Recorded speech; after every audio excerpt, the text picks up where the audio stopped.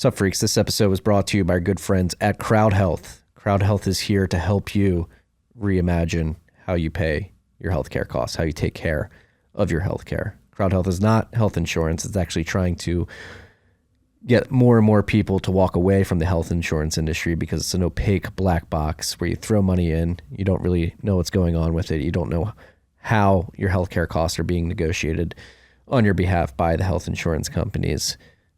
You really don't know if you're being taken care of or not. CrowdHealth is here to fix that. What you do when you join CrowdHealth is you join a community of people who are taking care of themselves and who really want to become sovereign with their healthcare. What you do is you become a member and you pay a monthly fee.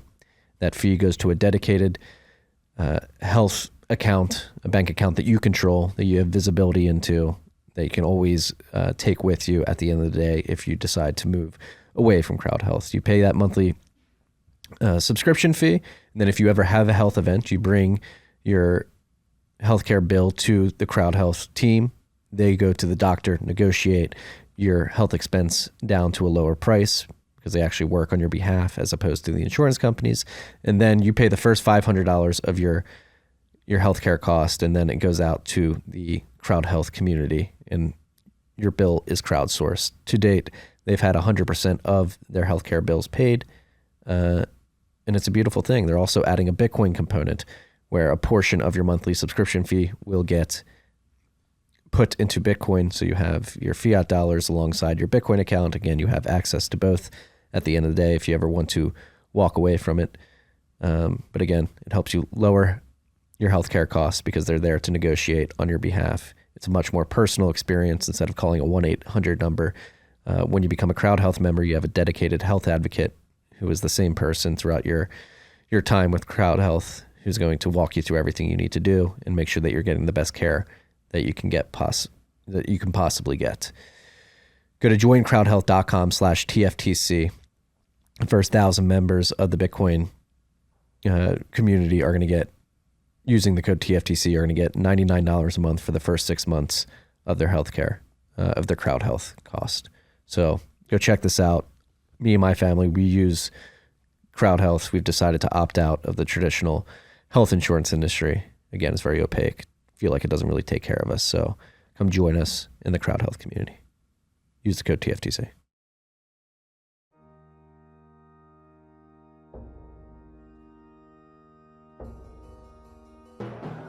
You've had a dynamic where money's become freer than free. If you talk about a Fed just gone nuts, all the central banks going nuts. So it's all acting like safe haven. I believe that in a world where central bankers are tripping over themselves to devalue their currency, Bitcoin wins. In the world of fiat currencies, Bitcoin is the victor. I mean, that's part of the bull case for Bitcoin. If you're not paying attention, you probably should be.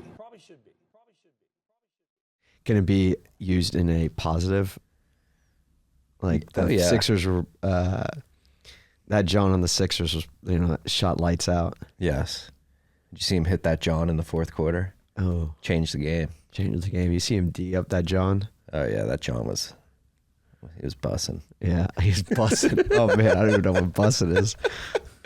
We're getting old. No, that was, I went to high school in North Philly. And that's right when I was in high school. I think that's when John started becoming popular in the Philly area. It was like 2006 to 2009. All the kids who lived in North Philly would come. They started saying John. We were like, what the fuck are you guys saying? And then we all picked it up. And this was when you were at like a Catholic school? Mm-hmm. And so, yeah. Nice. We're live, by the way. Are we really? Oh, yeah. Oh, sick. He ninja launches on us. Nice. Thanks, Logan, for that. Yeah. Here we are. Did you ever think after... Where's the first time we met? In Brooklyn at the... What was that hotel called? The Ace Hotel? Or no? No, it wasn't the Ace. It's across the street from the Williamsburg Hotel. I vividly remember one time, and may have been the first or the second time I met you. It was with your colleague, and CK was like, you got to go meet this guy, Marty. Or not, no, sorry. I was going to meet you. We were going to talk about some stuff outside of Bitcoin. And then I think I came back to CK and I said, hey, I met with Marty Benton, this other guy. I think we can work this thing me out. and Dwayne, Yeah. we got, that was the first time we met. We got lunch. We got lunch at a really nice place, by the way, in like the South Street Seaport area or whatever in New York. And I was like, oh, these guys are sharp, blah, blah, blah. We should figure out a way to work with them. And then CK is like, dude, you had lunch with Marty Bent? He's got this amazing podcast and he does like this rabbit hole recap. I think it was like maybe like our first like 10 episodes or something you were doing. I was like, oh shit, I gotta. Yeah, it had to be like 2018. Yeah. Where were you at that point? You were in Nashville still. I was right? still in Nashville, going back and forth between New York and Nashville, still quite a bit. I moved to Nashville in 2013, and that's where like I joke with a couple of the colleagues here that are traveling back and forth between New York and Austin. I could tell you flight plans left and right, which is just sad. Whether you're flying United, you're going into Newark, or you're doing the Delta at the LGA. I could tell you schedules of from 7 a.m., 10 a.m. to 1 p.m., 4 p.m. You know, when I got stuck like with weather and so on, I'm like, all right, got to get to Atlanta, got to get to Detroit, because I was a Delta guy. Mm-hmm. And so you got to be able to get to those hubs, and then you can easily get home if you needed to, wherever the heck I was. Yeah. But yeah, no, I was in New York, just catching up with you. And I mean, the Bitcoin scene there was fire. I was actually, funny enough, going to meetups, and I'd be going to New York, like you and Matt, or maybe Matt was doing his cold card workshops. Do you remember that at Chain Code? Mm-hmm. And then I would fly in, and he was like, there's my friend from Nashville, Tennessee, coming to New York for a cold card workshop. And those were fun times. They were. Now I have the timeline of our interactions, because that was the lead up to Bitcoin 2019. Yep. And so for any freaks who don't know, Rod has done a lot in the Bitcoin space. He's doing a lot. Founder of the Bitcoin Park in Nashville. You're running Bitcoin TV as well. All with Matt as well. Bitcoin TV with Wiz and Matt. Yep, for sure. Before that, you were with BTC Media running the conference. And that's the bar in Brooklyn I'm thinking about. That was funny. It was me, you, and Matt. Oh, that's right. I don't think we could talk about that story. Please don't talk about that story. Can we please? Go for it. Matt and I were saying it was the lead up. It was like literally, you probably should not have flown to New York because like the COVID hysteria was just picking up, and you were trying to convince me and Matt that Bitcoin 2020 was still going to go on. And we were like, dude, it's probably not going to happen. Yeah. And well, I mean, I love stories, so we're just probably going to talk about stories for the whole time. Like, I hope you guys were doing RHR, growing and so on, and I pitched the idea of doing a live RHR on the rooftop of 2019 for you guys. And you guys are like, okay, yeah, I don't know how it's going to work, but sure. And then that was kind of, and I think that was your first live rip, and it was your first live party rip. And then, fast forward to today, every time you guys go to a conference or a meetup or whatever, you guys are doing live RHRs and party rips, which is just awesome. Yeah, we had one trial run in New York before Bitcoin 2019, but 2019 was certainly the first to go, crap, there's like a crowd here. Yeah. Sitting on picnic tables. It was me, Matt, Pierre, Francis, and Bitcoin Sign Guy. Yep. And then that's when I knew. I was like, this community is pretty special. Yeah. And how did you get into it? Man, so how did I get into Bitcoin? You have some kids. I now have a number of kids, and I got 3 and a goals. 4th on the way. Goals. Your dad goals here. I got to catch up. Come on. But I was working in tech, companies that went under, companies that went public, or got acquired, blah, blah, blah. And I don't know. I just was like, there's got to be more to this whole like legacy and kind of what I'm doing. And then I just started to like reading about Bitcoin and crypto and seeing like how crazy this is. And honestly, like in 2011, 2012, like my friends were like, hey, you should get into Bitcoin. It's kind of crazy. I'm like, oh, really? Tell me how to get into Bitcoin. They're like, oh, you just go on Craigslist and you go buy some like, Bitcoin. I'm like, go fuck yourself. What are you talking about? Go get a job. Go pay your taxes. I was like a very like, status guy. And then in 2013, 2014, I'd just gotten married. We gotten acquired by a big tech company. Life's pretty good for me, traveling between Nashville and New York. And then a bunch of younger guys on my team are like, hey, you should get into this Bitcoin thing. Like open up a Coinbase account. And I opened up an account. I didn't do anything with it. I'm like, you guys are just gambling on these stupid ass Bitcoin thing. Go be productive, get it, pay your taxes, whatever. And then not only until like 2017, that bull run, when my father-in-law, my best friend, and my brother all like within a week were like, hey, are you into this whole, I know you're in tech, blah, blah, but like, are you into this whole Bitcoin thing? I'm like, you know what? I need to like dig into this. The next thing you know, for the next year, I was just traveling around to meetups, conferences, absorbing as much as I could. And I said, you know what? I need to just figure out how to work in this space. And so that's where we are.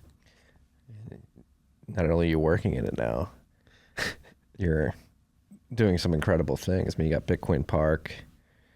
Obviously, we're collaborating on some mining stuff. Yeah. You want to talk about that? Yeah. I'm bullish on Tennessee. I'm very bullish on Tennessee. I don't want to give up too much alpha, but there's some interesting things going on in the state of Tennessee. Everybody's coming to Texas, even though I live in Texas. I'm mining up in Appalachia. We are mining in Tennessee. That's for sure. I think, so the backdrop, my kids are born in Nashville, Tennessee. So number of generations. So I'm very long Nashville. So it's a lot easier for me to do these like kind of crazy projects like a Bitcoin Park and mining in the state of Tennessee. But our energy mix is really interesting, especially with the Tennessee Valley Authority. A lot of nuclear and coal. I think the stat was like something like 45%, and someone needs to fact check me and keep me honest, but I think 45% of the energy produced is nuclear from the TVA, or in the state of Tennessee, or from the TVA. That sounds about right to me. So how cool is that when you look at, each of the energy grids or energy production by state, and having that type of mix in your home state and having nuclear as an option, that's pretty badass to me. It drives a lot of certainty, that's for sure, in a world in which energy infrastructure is becoming less certain by the day. Totally. And, to go all the way back to your point, like getting into Bitcoin, like, the journey is like, you kind of like want to learn. Every single day I'm learning something new, but you go, now my time, capital, and reputation is all in on Bitcoin. I mean, that's what I'm doing. And to the point where now, professionally, I'm mining Bitcoin at some significant operations that we're doing. A 10 megawatt facility is not too shabby. And I say all that because if you're into Bitcoin mining, it's like playing multi-level chess, Mahjong, Go, and games that you don't even know the complete rules to and are learning on the fly. It's unbelievable. Every single day, like you could have a PPA, a power purchase agreement, and you think, you should have it all legally, from a legal standpoint and an ops standpoint, really buttoned up. But if you miss something and you maybe missed a variable rate, that could uptick based on whatever reason, you could be effed. Or, okay, your entry point was $100 a terahash machines on a futures order for, a year. And you're just sitting on that and you levered up, bye-bye. Yeah. I've been falling down the mining rabbit hole for... You helped me get into it, by the way. 4 years now. And there's, like you said, there's so many variables a lot of people in the market are unaware of. Going back to that PPA, like putting my 1031 cap on and like having to diligence different mining operations and talking to people about like PPA. stuff. And I'm like, they're like, this is Yeah. the all-in cost. I'm like, are you sure you that's the all-in cost? And many times people will think they have an all-in cost and it's nowhere near it. what actually happens. Totally. And that's where I think like someone needs to meme the bell curve of like the dumbasses like me on the left side, which are like, just give me my all-in cost per kilowatt, and I know how much I'm going to directionally mine. No, based give on, me my all-in. Yeah. What is the all-in? Yeah, exactly. Like all in, no backseas. Like I'm literally paying this based on the efficiency of the miners that I have, and then how are we going to hold this accountable on a month-over-month basis? Yeah, it's just it's not for the faint of heart. That's for damn sure. Especially right now. Especially right now. Like I really don't know how these. I want to make sure these publicly traded mining companies that, and I need to do more diligence on them and like looking at their, financial results or quarterly earnings results. Like, how are they going to survive if they've loaded up on this amount of, because there's 4 quadrants, by the way. I think about mining in 4 quadrants. There's the best quadrant, which is total exahash goes down, Bitcoin price goes up. We're dancing, we're drinking, we're having a good time. Then the other quadrant is like total exahash is going up, and then the Bitcoin price is also going up. Still good, because we're making our margin there. And the third quadrant being total exahash is going down, Bitcoin price is going down, relative based on a percent base. Okay, still not great, but still we're making money. The baddie quadrant, which one we're smack right in the middle of, is total exahash going straight up, Bitcoin price going straight down. So you better have some good discipline. You better have some strong PPA agreements. You better have some strong teams that are know how to run the miners efficiently. There's, again, going back to that whole thing of like you're playing Mahjong, Go, chess on a multi-level basis every single freaking day. Yeah.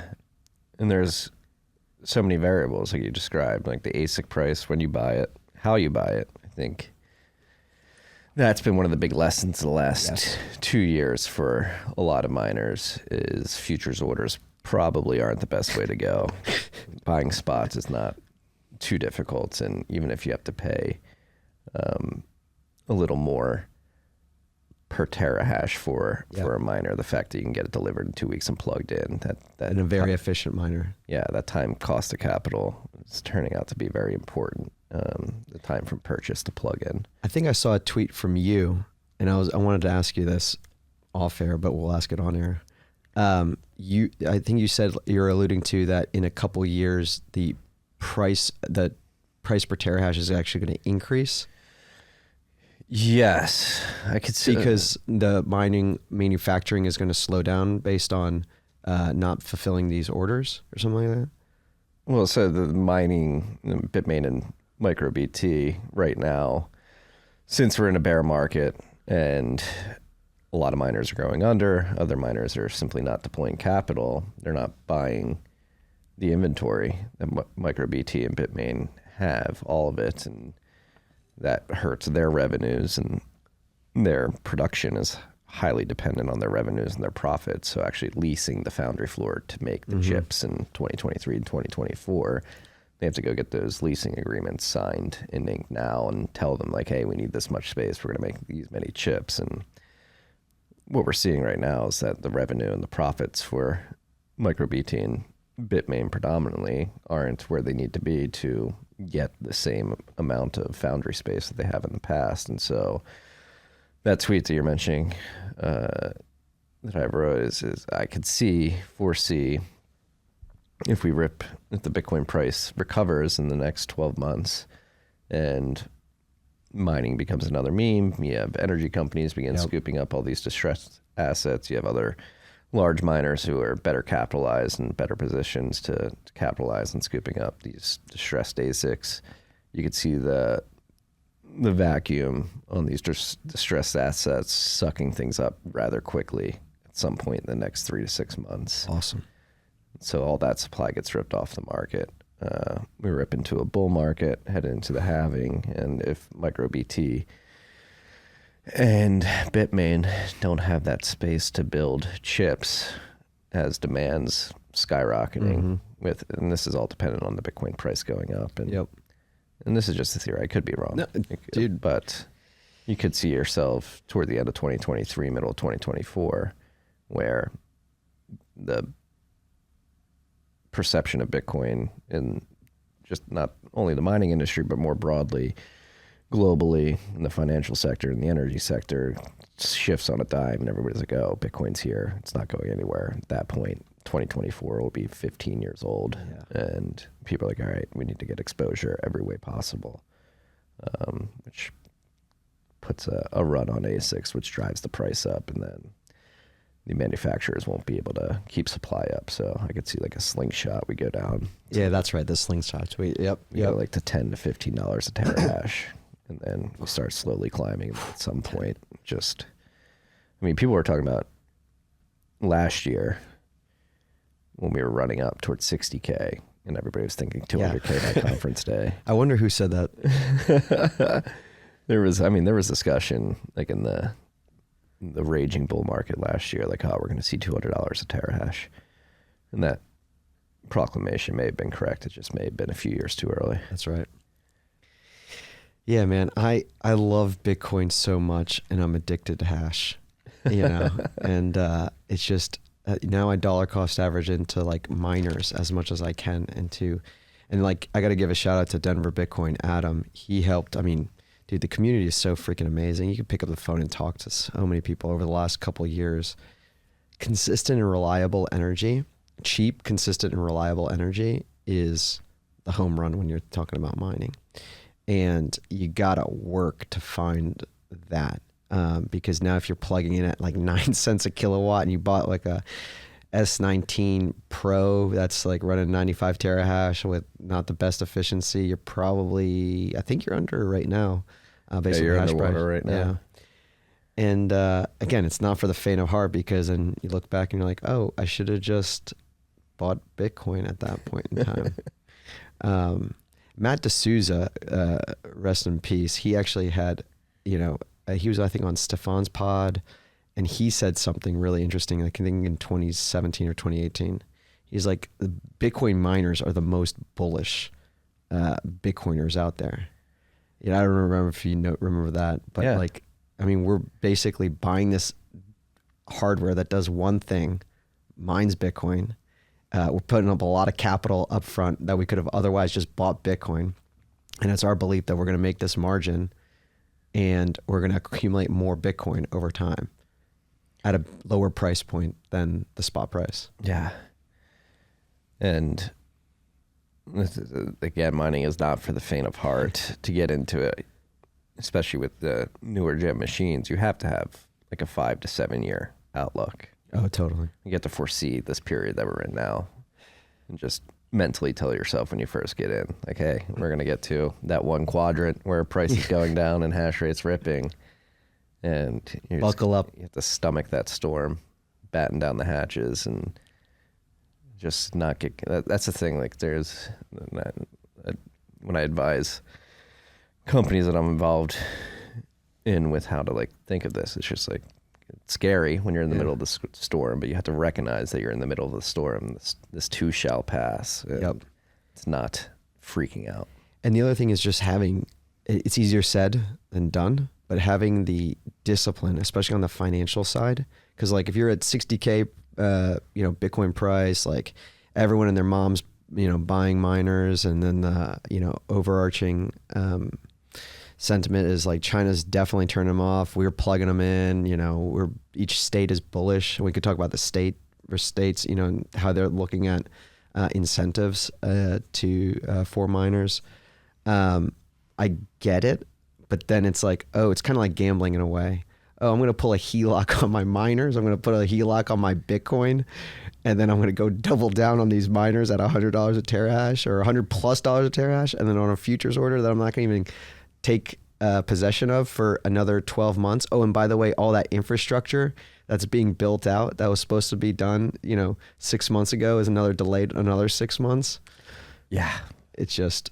Well, I think that's part of what we're seeing with the screaming hash rate right now, is that the infrastructure that was being built out in this state finally got done after in Texas. Yeah, after many delays, and like you're talking about like a multi-year infrastructure build out with all that sunk capital, tens of millions of dollars, and I feel for those miners that just had to turn on in the beginning of October with hash price being where it is, and like having no other option. Like, hey, we spent 2 years building this out and all this money, we've got to turn on. Dude, similar to you, like the last 4 years, and I want to say like TFTC always has like a slight mining bent here and there because you love mining. Like same thing with the park, like the meetups, we do topical monthly meetups and so on, but I really dig into the mining topic, and like I'll blow that, agenda out because it's just so interesting to me. Yeah. I mean, it's the most fascinating part of Bitcoin in my mind. Obviously there's many fascinating parts, but this inherent connection between the physical and digital world, and not to use a cheesy pun, but the proof of work necessary to actually plug in machines that are doing Bitcoin's proof of work is immense. I think we lean into, by the way, the proof of work always, especially in noob conversations. It's like proof of work. We are doing this work here. When you're hosting a meetup, you're doing work here. When you're, creating something like a commons here, Parker and the team here doing that, it's like they're doing the work here to make it happen rather than just, LARPing and talking about it. They're being about it, which is very Bitcoin, in my opinion. Yeah, that reminds me of a thread I was reading from Andre Neves from Zebedee this morning, where it was basically like, yeah, what are you going to do? Like his last tweet, he quoted Lisa. She's so sharp. Yeah. She's like, yeah, you can talk about it, but like, are you going to be about it? Like, what are you doing to actually make it happen? Like, stop talking about it happening. Like, what are you doing to make it happen? Totally. And I will say this, if you're not technical, like which I am not at all. There's other ways. And I think like, not to change gears here real quick, but like even organizing your own meetup in your town, like your friends are organizing Bitcoin John, that's how we started on the whole Bitcoin John thing, in Philly. I think November is the first one. November 7th. Yeah. Nice. Hell yeah. You gonna go to it? Oh yeah. Oh, hell yeah. Flying home for it. Yeah. Dude, Bitcoin meetups are so dang freaking cool. Whether it's like a couple people at a bar to like 100 people, that's topic, or a Bitdevs that we had last night with shout out to Ben, Carmen, Justin Moon, and Buck Purley for organizing it. Like going to those or helping organize those in your local community will be extremely rewarding, in my humble opinion. Like Matt and I, one of our first real events at the park was this event called Grassroots Bitcoin, where it was just through Telegram and DMs, we just reaching out to Bitcoin meetup organizers. We had over 100 people show up in September at the park, and it was just like trading ideas, networking with each other, sharing our experiences. Bitcoin meetup organizers are a rare breed. Yeah. It's essential to the grassroots movement. Again, being about the actual grassroots movement, it's totally. And that's the one thing Matt and I are really proud about Rabbit Hole Recap specifically. It's turned into this new Bitcoin meetup announcement platform. Dude, what you and Matt have done with RHR is such a insane legacy. It's like legacy documentation, and you guys are doing this for Bitcoin in your way, if that makes sense. Meaning like how like the conversations week over week over week, and it's not a podcast. I really believe it's a show that people are tuning into, both your personalities, but more importantly, staying up to date on Bitcoin in the hour or 2 hours that you guys cover it. That then inspires a meetup organizer to actually start a meetup. It inspires somebody to go do Summer of Bitcoin and then participate in that program. Or maybe it inspires somebody to go to Chain Code Labs and work out of that office, or go to a cold card workshop, or whatever it may be. I probably in the minority, but I think we need more podcasts, more meetups, more events, more stuff to get people in the meet space world together, interacting around Bitcoin. Agreed. No, and your idea for Bitcoin Park, like, thank you for syndicating rapid. Obviously, Matt is a co-founder of Bitcoin Park, and we have some ins there to get our programming on the TVs during the day. But your idea to like make the TV, like, just, you're not going to play CNBC or Bloomberg. It should just be Bitcoin content all day throughout the park. Absolutely. And I was talking to Parker this morning as well as yesterday. Like, you guys have great TVs. This common space is so dang cool. And it's like, even if it's on mute, and then someone's like, oh, can we turn it on and just listen to you guys talking, either the live show or a recording show? And then there's all these other shows too that you can then, like, I got to give Josh, who's our new community ops manager at the park, a big shout out. He's like made the park what it is and will be. And he's just such a nice, amazing person. But he'll go around and like set up different like shows on the TVs, and especially when it's Thursday, typically. And you're about to go live, it's like on every single TV, which is a fun little like treat for the folks at the park that are members. Yeah, that's been another fun trend to watch. It's so weird because at the start out as a podcast, like Matt and I didn't start doing video. I remember because COVID. Do you remember I actually called you up and I was like, hey, were you thinking about doing video at all? Like, I feel like that's like the next natural play. You're like, no, we're like a podcast, blah, blah, blah. And then next thing you know, you guys are just like, we're doing video. We're in a studio now. I got to give you a lot of credit. This studio is badass. Thank you. Like the design, everything, this is super comfortable. I can't take all the credit. Shout out to Kaylee from Unchained, and she's the community manager at the Commons, and Parker, we call him the feng shui king. He was very involved with a lot of the design of the room. And then shout out to Mitch next door. He helped hang out these lights. But no, it's been a group effort. And that's something, I mean, with COVID and recording from my father-in-law's bedroom for 2 years, that's one thing I desperately missed was when this started in New York. Every single episode was in person. I know. I was like desperate to just get that back. It's so much better. Oh my God. Totally. And I'm very thankful that you're having me on. I mean, going back to the park, I mean, and that's where I think I did like a tweet, or I know I did a tweet, but Terminus now in Atlanta, shout out to Stephen DeLorme. They got a co-working hacker space for Bitcoiners. PubKey, that's about to, I don't know if they shout out Thomas. Yeah. Okay, cool. They have the Twitter account, they're tweeting, so I think it's going to be more he's public. fine. He loves the free press. Go to PubKey. Okay. That's going to be freaking awesome. I mean, awesome. If you can get on their Telegram somehow, some way, and see the photos of what they got cooking in New York, is going to be so badass, and I cannot wait to visit. Actually gives me a reason, because I'm reluctant to go back to New York, because I think it's like, it is what it is. Living there for 10 plus years, and you as well, like, we remember New York the way New York was so amazing. And now, man, I want to remember New York the way I remember New York, and I don't want to go back and be like, oh, really? You want me masked up this way and locked down that way? Yeah, I went back July or August of last year. I drove up for like a lunch meeting. I was just like, yeah. I was in Soho. I was like, this is not what I remember. That sucks. But yeah, anyways, so PubKey. Then there's Redding Bitcoin Center out in Redding, California. Shout out to those guys. We got obviously the park here. You got Pleb Lab. You got the Commons, and Chain Code in New York. And when I said more pods, more events, more meetups, we just also need like more of these like little spaces too. Don't go over your skis like me and Matt have. I do not recommend that. But like make your own little space and start with a bar, start with wherever, and get folks together. Completely agree. But I'm happy that you guys went over your skis because the Bitcoin Park is sweet. Let's talk about who was the band that owned it before? Okay. So, it's an incredible space. Thanks, man.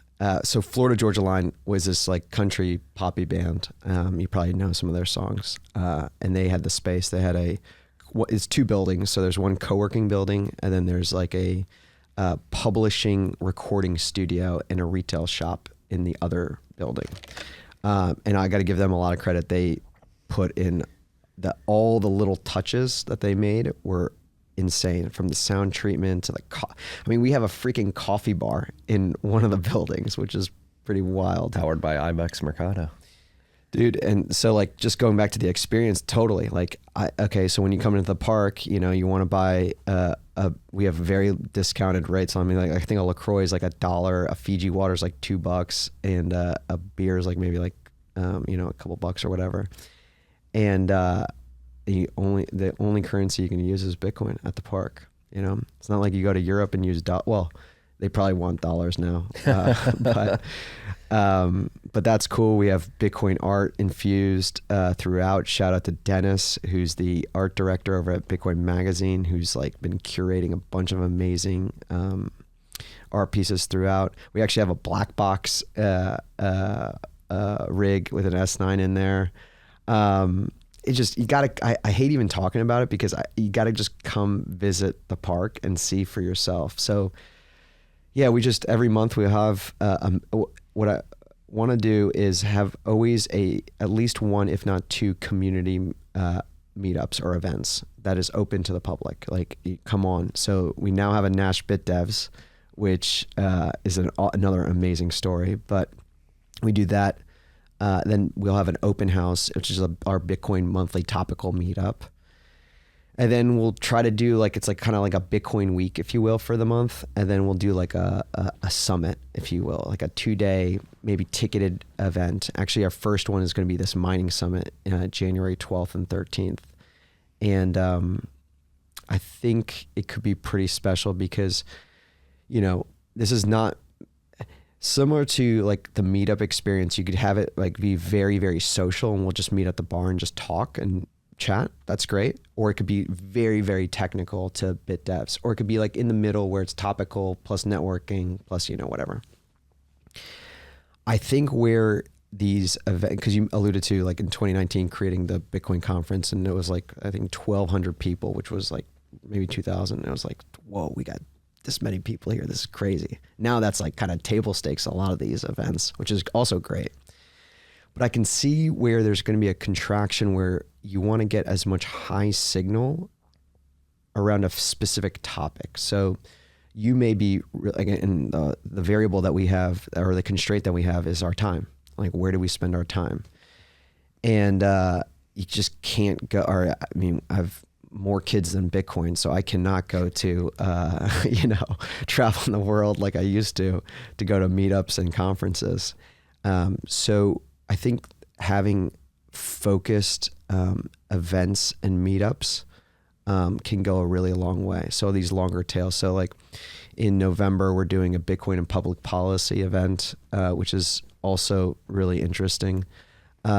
December, we're partnering up with Slim and doing a Tennessee Beef Initiative. Mm-hmm. By the way, you're coming up for that, I believe. I am, yes. Yeah. How cool is that? The U.S. Cattlemen's Association, which I think you had Brooke on the pod. Okay. And I need to catch up on that. It's on my download list. He's holding the U.S. Cattlemen's Association annual event in Nashville, Tennessee, December 8th through 10th, which is just, okay, amazing. So what we're going to do is December 7th, we're going to have a community meetup, an open house called like Beef and Bitcoin, where anyone can come, and we'll have ranchers, producers, Bitcoiners talking. And then we'll do the Tennessee Beef Initiative. Slim and I still need to iron this out, but the 8th and the 9th, we'll have a cattleman's feast, and then like 4 workshops that Slim will be running. And then that 10th, actually, and I hate this, plugging all this stuff, but I think it's somewhat interesting. Seed Signer, Keith and Seed Signer are going to come into town, and they're going to do a hands-on workshop. So I can see going like up a level, at the Commons, at PubKey, at Terminus, at Reading Bitcoin Center, at Chain Code, is like these specific, or at Pleb Lab or at the park, these specific topical focused Bitcoin initiatives that people come in, and whether it's 10 people, 20 people, or 100 people, super high signal, highly dense, highly productive in that regard. Yeah. And like you said, it's becoming harder for me to travel. as well. And so it's like beautiful to see all these local meetups, and you don't have to travel anymore, because that was like a thing. Like we had to go to San Francisco to go to the Bitcoin conference to meet Bitcoiners, had to fly all the way to Riga, had to, if you're in the Berlin, Tel Aviv. I mean, we were going all over the place. People were coming from all over the tri-state area to get to the Bitdevs in New York. Yep. Similarly here in Austin. When I first got here, it was just Austin, but now we have Houston and Dallas. And so people were coming to Austin from these areas, and now they have their own meetups that they can go to and not have to travel 3 hours. So it's definitely happening. And I think we know, just because we've seen it up close. I've been going to BitDev since 2015. So I've seen it, like, the momentum grow for 7 years now. More than 7 years, coming up on 8 years. My first BitDevs was like January 2015. So awesome.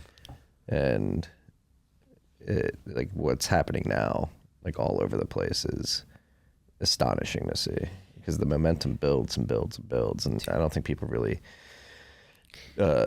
grasp how much the in-person interaction drives a fire under everybody's ass to go do something. Totally. I feel like my pre-kids, pre-Bitcoin life was very analog. It was more transactional, like, oh, I'm going here, what's my benefit, like, what am I getting out of it? Where I went into this digital, like right when my daughter was born, it was like digital, like, oh my God, this is real world now. And then also similar like feeling with Bitcoin, even though I truly believe Bitcoin is just a tool that enables me to live the life that I want to live. I do like going to a BitDevs, like especially in New York, and shout out to Jay, who's a absolute legend. He like, actually maybe it's tell the story about how Nashville Bitdevs came about, which is a fun little story. We did grassroots Bitcoin. Awesome. We had like BitDevs organizers from Raleigh, San Francisco, Chicago, New York, and Atlanta, and I'm probably missing a couple other ones, all in town. And then Casey, shout out to Casey Rod. He's like, after 2 days of just like hanging, partying, and so on, I'm exhausted. Again, got 3 kids, and fourth on the way, and they're all going to be 4 and under. So like that's kind of freaking help. I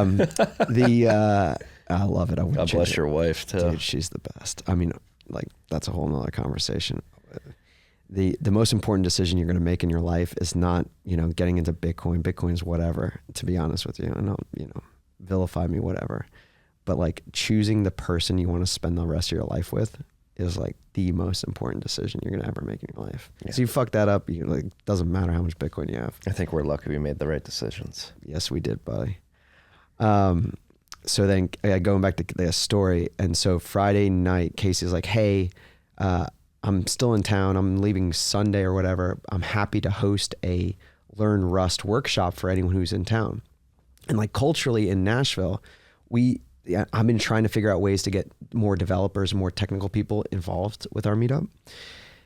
And I was like, all right, dude, I'll set up the meetup page. I'll send the tweet. I'll do all of that stuff. But like, I don't even know if like one person will show up or a couple people will show up. He's like, oh no, it's all good. Like, that's totally fine. Even if one person shows up. And this is why my point is just do it is so key, even if you don't know the direct benefit. So Steve Myers, who recently he's the maintainer and contributor to the BDK project, recent Nashvilleian. Love Steve. He's such an amazing. Love Steve too. Such an amazing person. Miss you, Steve. You'll see him in December. Yes. And January for the mining summit. Anyways, he's like, oh yeah, I'll be there. I really want to, do that. And then we had Nate from B4 Bacon 1, the North Houston Bitcoin meetup organizer and Voltage guy. He showed up, and then Evan from the Raleigh Bitdevs showed up. So I was like, oh shit, okay, we got 4 people. And then there was one extra person that showed up, this guy Matthew. And so we'd been hanging out for the past 4 days, but then Matthew shows up, and I'm like, hey Matthew, good to see you.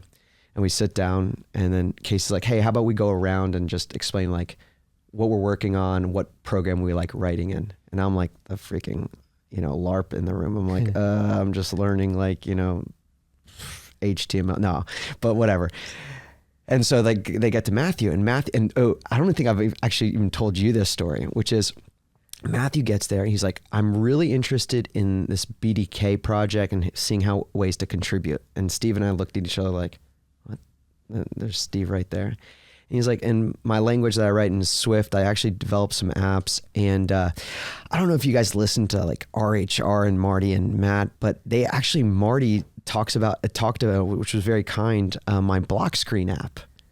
Dude, Matthew is in Nashville building out that app, and I hope he's okay with me talking about this because he's just awesome.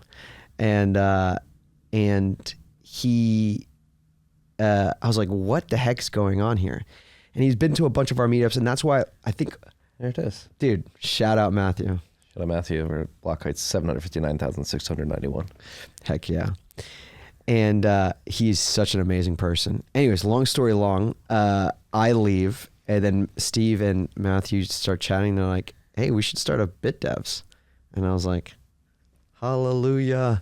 Because that was like one of our dreams, me and Matt, like, was to figure out how to have a Bitdevs in Nashville without like being overly LARPy, because it just wasn't in my wheelhouse.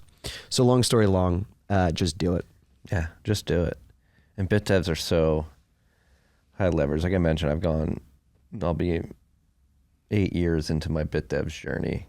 And again, I'm a LARP too when it comes to developing, but due to the newsletter and the show, I always went at first, I went to Bitdevs 2 years before the show started, but going to Bitdevs probably gave me the confidence to start the show and the newsletter.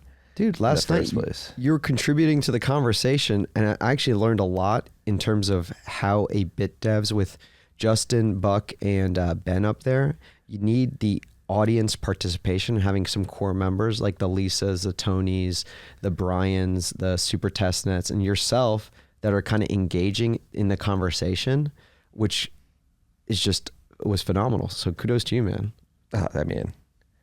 I just asked this because you were asking many questions, by the way, not just like one question. So I'm curious. I had to talk about this stuff. Yep. I'm like, how does this actually work? Again, I don't want to LARP, and that's actually been my cheat code in this space is Bitdevs, because you get to go ask the people building the shit how it actually works. Dude, totally. And that's like if you're out there and you're like, I can't go to Bitdevs. I'm not technical. I can't write a line of code. I can't even write HTML, CSS, but I can conceptualize how Bitcoin works after 8 years ago to Bitdevs and just the osmosis of hearing the terms over and over and over again and asking questions.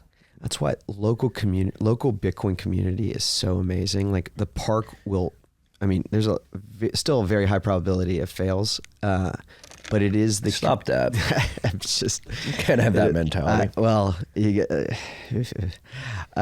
But it's so fascinating having a community supported initiative and seeing how like I'll have like people that have been coming to meetups and so on. They'll be like helping change out the toilet paper, cleaning up this, or like helping. Like we have general guidelines to enhance everyone's experience when they come, because you're coming in from maybe Austin, others are driving like hours to come to our meetups, right? So we have general guidelines to enhance everyone's experience. So I think they're 5 now. It used to be 3, but now it's 5, which is, we're here to talk about Bitcoin, the capital B, the monetary network, as well as Bitcoin, the lowercase b, the reserve asset. What we're not here to talk about is altcoins, NFTs, LFTs, crypto, blah, blah, blah. Totally fine. There's another meetup for that. But for this 2 hours, we're focused on Bitcoin, the capital B, and Bitcoin, the lowercase b. And then we have a no photos and video policy just so that everyone feels comfortable being there. The third one is actually, I was telling Parker this, like we have keep side conversations to 0 just because on the acoustics, because you want everyone who's here to be able to ask a question, hear a question from the audience and engage the conversation. And then the other 2 are just now having the buildings. It's like pick up after yourself and park freely wherever except the church parking lot next door to us. That's get towed. But like similar to Austin, I feel like Austin has the same vibe culturally. People are so respectful. If you just give them, help them with the guidelines of what you're trying to build, I mean, people are folding up chairs after we're done with our meetups, putting them away. They're picking up stuff. They're getting napkins and wiping down. I'm like, y'all are the freaking phenomenal people. I mean, I don't want to call it a club, but like you're creating, I don't want to say culture either, but like, hey, you're coming to this, you're a part of it. Totally. Like no, they are having those definitely part of guidelines, it. it's like, hey, you're a part of this. And they feel ownership. Even though you're around not it. here every day, if you come month in and month out, Yep. like you are, like we're all doing this together. It's yeoman's work. And the small things like folding up the chair and cleaning up after yourself, It's insane. Like when you build it, like there's like this gravitational force where you feel ownership around like the community aspect. And especially, I mean, I saw the aesthetics of like last night. I mean, every single person just looks, feels, and is different, but the common denominator is Bitcoin. Mm-hmm. And you immediately have that common language with that person, and respect and curiosity, and the list goes on. And then being in real life, like it was funny, our first meetup, Dr. FOMO, who's our in-house mining expert, this was back in August of 21. And he's just like, I'm just happy to be out of my house, out in, wherever he lives, and just talking with other local Bitcoiners. Like, this is just great. And then you kind of continue to expand on that, which is phenomenal. So that's why I'm very bullish on Commons. I'm very bullish on these kind of spaces to continue to grow. Yeah, as am I. It's happening. And again, like you said, like there's just the conversations are just... Yeah. And we could do fun stuff. Like, I mean, I don't know if I can tease something, or is it cool to tease like an idea? Oh yeah, let's talk about the idea. We need to create FOMO. Well, let's create some FOMO. So like we have this amazing space. We have a good, I mean, if you go to meetup.com/Bitcoin Park, even wherever you are in the world, I do recommend join and just to stay up to date. And if you can attend, RSVP and come on. We can do some, I think, fun stuff too, because it's really interesting. Like Bitcoin being the common denominator amongst us, like there's other pockets of interest, like whether you're into, I don't know, cycling or hunting. But like, I didn't listen to this RHR, but so many people hit me up. Do you remember in 19 when we were at the conference, then we went and played golf, me, you, and Matt. And I think like, was it you or Matt that got so smashed that he couldn't even, almost barely got on the plane? Yeah, it was Matt. Okay. We played, I think, 36 holes.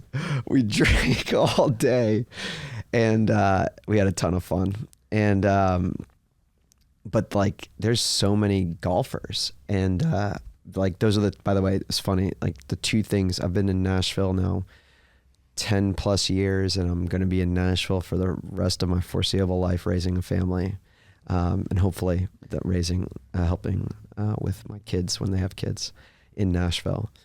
And the two things I picked up were hunting and golf. Like those are two things I just never did. Now I enjoy hunting, and I'm a terrible golfer, but I really enjoy it. So one idea I have is like, Matt and I have been talking about it, and also BTC Aaron is having like a Bitcoin golf invitational event where it's, you have like a captain or like a team lead, and you kind of create a foursome, and then you build maybe like 4 foursomes, and you raise money to help support the park potentially. And by the way, all of our paid events that we do, there's always going to be something giving back to the open source community. Like we definitely have a cost associated with running the park. It's a very high cost. And once we're going to need to cover that, but there'll always be something going back to the open source community. So yeah, I think we got the location. I think we're thinking spring, summertime. I already got, like even if I was like a captain, let's say, I got my friend, who's a under the radar Bitcoiner, but he's a musician, country musician, Jake Owen. Jake? Like, yeah. Okay. And he's a good golfer too. Dude, I think he played at Florida State, I want to say. I mean, he's a legit golfer. We golf together. I'm a 16 or 17 handicap. He's like probably a 2. So he's on my team, by the way. I think, and that's the other cool thing is I think we can probably get like a good crossover of like Bitcoiners and entertainment entrepreneurs, artists, musicians, you know, together. And then we play golf. Yeah. And then the other thing is like, you know, if you don't participate in golf but want to attend, maybe there's like a ticket that you can just like drink beer and like walk the course with us. And you know, when Justin Moon's in his backswing, you can just heckle him all the time. And yeah, People don't know Justin can hit the sticks. Yeah, I bet he can hit it a long way. Yeah. No, Jake Owen, he's golfed with the Foreplay crew a bit. I've seen them do videos together. That's what I'm thinking. Who's the Foreplay crew? Like Riggs, Frankie Borelli, Trent. Okay. They're the golf show. Oh, on Barstool? At Barstool. Okay. And they've had great success. They're like actually very we well need to get them integrated involved. That'll be fun. into the pro golf scene. Like they're becoming like a media stalwart in the golf scene. And yeah, I've seen Jake do videos with them. I'd like to get Caleb out there if I can. Texted him last night. Caleb, fucking respond to my text, bro. I know you're busy with Sunday conversation. Dude, that is actually so going back to like content side, there's like pieces of content that like I in my head schedule Thursday, it's RHR. Now Sunday for that Sunday conversation with Caleb that he does, I like cry laughing. They're so funny. They're so good. I mean, they're so freaking good. But Caleb and like the four of us should then be on a team because that would be super dope. That would be a phenomenal team. That's telling you, I think we can do more than 4 teams. I think we could do more than, I mean, it just, now it's like, all right, what's the appetite for planning and organizing all this stuff, right? Because it's like a fun idea and I want to have fun. And well, then that's maybe we reach out to the Fort because they do their Barstool Classic and I'm not sure. I think they've organized a lot of events so we can pretend, I mean, who knows if they would be open to us being like, hey, how the fuck do you run it like this? Well, I think I wouldn't tease it if it wasn't like more baked because it is pretty baked. And I think we got it from a back end ops perspective. Now it's just the volume of people just to manage because I do take a lot of pride and responsibility in the fact that if you're going to come spend time with us at one of our meetups, our pop-ups, our open houses, our summits, and so on, it is the best use of your time and best experience possible. So doing this for the first time, I kind of want to like start a little bit. I mean, fuck it. We could be like, it may be like a 32 team like battle royale, and it's like, here we go, and we got Brad Snedeker and then Tiger showing up, and like, holy shit, what are we doing now? We've got to rope off the gallery. Yeah. Oh man, you want to talk about going over your skis? This is talk about going over your skis. But you got to dream big. We got to dream big. Egg, you know what? If we can nail down this foursome, me, you, Jake, and Caleb, and then like getting like, let's say Matt and BTC Aaron, like get a crew. By the way, Slim, he was on my pod and I was telling him the whole hunting and golf thing. And he's like, Rod, you know, I played golf. I was like, what? Slim, you played golf? He's like, I played Willie Nelson, smoking a doobie, drinking a 6-pack golf back in my day. I was like, damn. I was like, well, you want to captain up this like golf idea we're working on? He's like, absolutely. So Slim could get Can't imagine Slim in golf shoes, not cowboy boots. Hey, we will have come as you are. Well, depending on the course we have, there may be one course where you got to actually like, you know, dress up a little bit, but I can't wear Vans like I did in San Francisco. I should have not have wore Vans there either. Dude, I think we walked the 36 holes. Yeah, too. we walked 36. You were a little late, a little disheveled, like bags were coming into the car. We had a tee time that we needed to get to, and we just rolled right to the first tee, pipe drives, and went going. That's why golf is like, you know, 4 hours of just like fun with like, you know, your friends, and then you come back and kind of hang out. If you can commit the time and make the time, it is fun. It's a lot of fun. I've Since then, I used that 36 hole experience as a kick in the ass to get better. Have you gotten better? I think so. Okay. I need to play more consistently, though. I have been playing a lot more. Not down here, but when I go home for the summer. My father-in-law has a running Saturday morning. Oh, that's fun. It gets 4 tee times, so 4? yeah. Wow. So the group ranges anywhere from 8 to 16 people, depending on the weekend, who can play.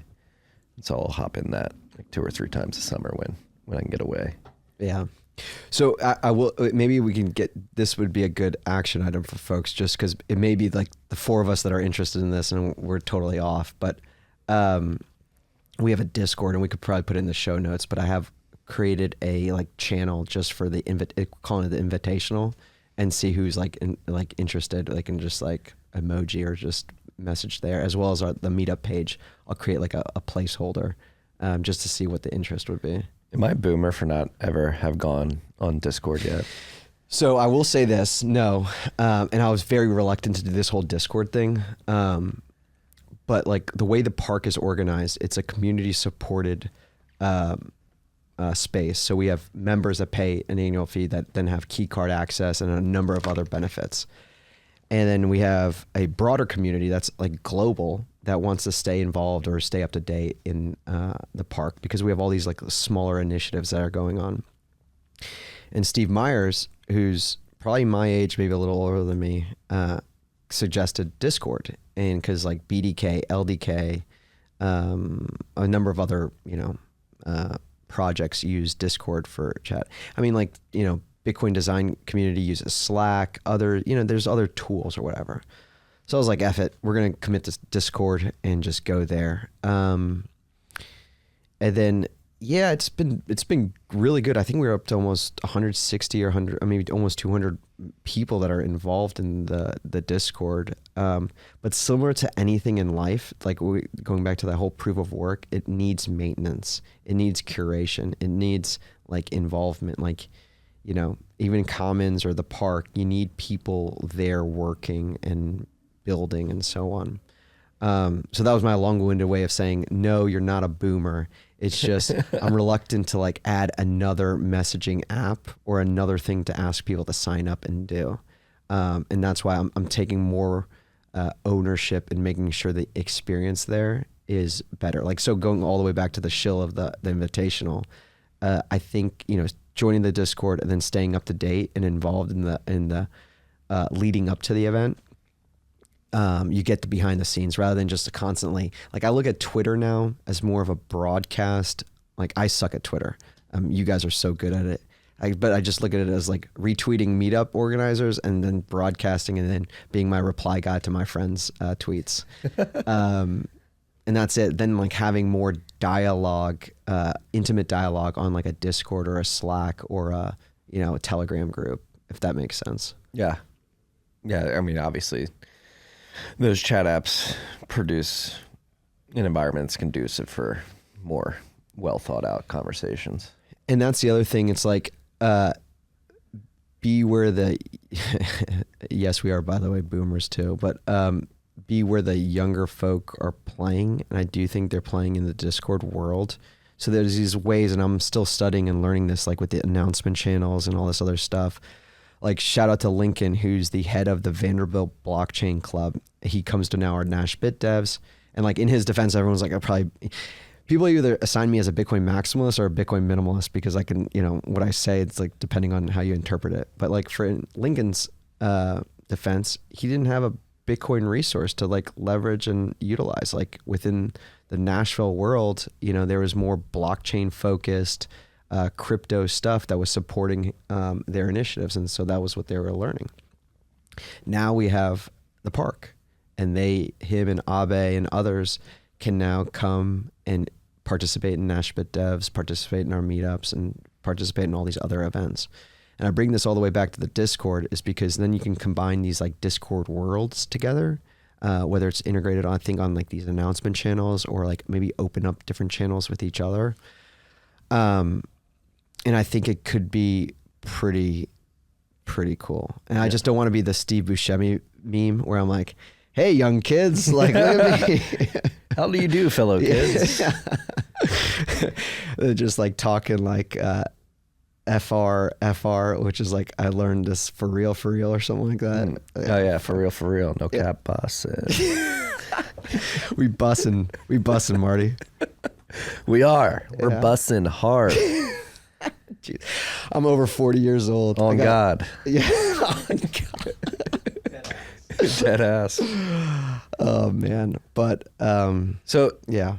what, like I've been to the park two times now, and it seems like the city, like every time I go there, seems like there's somebody who works for like a really big business that's not Bitcoin related, or is part of the city government or the state government is involved. It seems like there's like some buzz around Bitcoin Park within Nashville, and people are becoming more aware of it, and you're making a concerted effort to get Nashville businesses more involved with Bitcoin. Dude, totally. That's thanks for bringing that up, because like Bitcoin is hard still, but it's also very easy for us. And like when we're in it so much, speaking for myself, I take it for granted. But like, shout out to Beck's Coffee as an example. They're a family-owned coffee roaster, local coffee roaster, and we buy the coffee beans from them, and we buy bags. And now they accept Bitcoin. They have an IBEX terminal. They're going to actually be either at Bitdevs or the open house in 2 weeks, and serving coffee, and then having their little terminal, and they charge people, and people pay with Lightning. And how IBEX works is Lightning in, on chain out every night, and then it'll assign the cost basis too, so you have like nice reporting and so on. And again, you know, you could go the first parameter, KYC, no KYC, but as a business, you're paying taxes and so on. And also this new area, we want to make it as easy as possible for them to onboard, and then have them go down their own journey. And so then they have an on-chain deposit. Where does that deposit go to? We set them up with a River account, and the River account goes into their account. They assign the cost basis there, and they see the accumulation go on, which is pretty dope. And then they'll send me a Zapright invoice, and then I'll pay that on-chain invoice back to them for the beans or the bags that we've bought. And then that'll go into that's a River account as well. It takes a lot to interact and make this happen. And Brandon, who's the father and the owner of the business, I mean, he's an amazing entrepreneur, an amazing roaster. Is he an amazing technical person that knows Bitcoin? No. But he's curious enough that he'll lean in. Like our trade-off between him coming like about once every 2 weeks and bringing beans and sitting down with me for an hour is he teaches me about coffee, because I now aspire to make the best cup of coffee I can make. And I'll teach him about Bitcoin and like get him all properly set up and so on. But you got to also like, that's why Michael Atwood, God bless that guy. He's done such great work with Oshi and going hand to hand with these businesses. You need people to lean in. And so doing these meetups and having the space that could be a force to bring people in so that they can feel good to lean in. So like going to Lincoln over at the Vanderbilt blockchain or whatever club he calls it. Like being able to have him come over to the park and like meet with Steve, meet with Matthew, meet with P, and like have that relationship on the more technical side. Having Brandon and Heidi from Slide Hustle, having resources at the park to be able to ask their Bitcoin related questions, I think goes a long way. And then, which is another story, if we got time for it, which is like on the policy side is really interesting as well, because at first, you know, these guys, like they would see our meetup numbers and then be like, oh, I'm running for office and I want to talk about crypto. I'm like, hard stop. Like, we don't know anything about it. And I've actually like always told them like, we don't talk about politics here. But then there was like, they kept on showing up to the meetup. And that's where if you show up and you like are participating, and by participating meaning like in attendance and listening and then maybe networking, asking questions and so on, and you're consistently doing that, I'll lean in, and help. And so we had this one, I want to be careful with what I'm saying. So like one group within the government that came, and they're like, hey, we want to learn more about Bitcoin because we're helping write some policy. And shout out to Dave Zell and Grant McCarty, who are members of the Bitcoin Park. And basically Matt and I joke that they're like our policy advocacy group. So we just bring them into these meetings. And they're like, we want to help you, Matt and Rod, with the park and grow it, because I think it could be something great for the state of Tennessee as well as the local community. But I want to make sure we're aligned from like what our outcomes and incentives are. And they mentioned there's 3 things that we care at the legislator level, and I think our constituents care about. And this is why I'm even more bullish on Tennessee, if this is true. Still take it with until I see it play out, which is liberty, sovereignty, and freedom. So whatever policy we want to always go back to those 3 principles.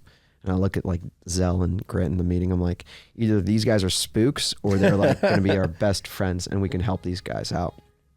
And I do believe like that they keep showing up and they keep being more involved and more. I think they do see Bitcoin, the monetary network, being such a tool for financial freedom, and separating it from state control, especially at the federal level, obviously the federal level. I think they can see that playing out. So recruiting more people to the state of Tennessee and more businesses. And then, by the way, going all the way back to our first 30 minutes of conversation around mining, I think we'll see, and we'll play a very, very small role in helping potentially with the incentive structure to bring more miners, and that the more intellectual capital as well as financial capital to make those investments in the state of Tennessee. And that's where, not to show the mining summit, but we'll probably have 150 people, highly curated, kind of invite-ish only people. And it's 4 segments of people. In the audience will be investors and policymakers, and then participating as well as in the audience will be miners, whether from at-home miners, doing some amazing, weird, gnarly stuff, to publicly traded miners that are building out 1 gigawatt, whatever, farms.